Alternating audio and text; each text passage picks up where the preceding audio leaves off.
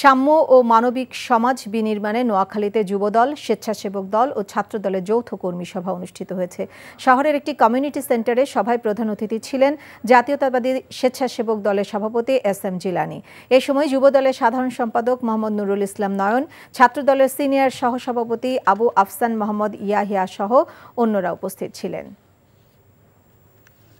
সাময়িক বিচ্ছেদ শক্ত বাঁধন তৈরি করে। মানসিক দৃঢ়তায় আমি লোহা আগুনে পুড়িয়েছি ভালো কিছু পাবো বলে। তোর মধ্যে কোনো গলত নেই।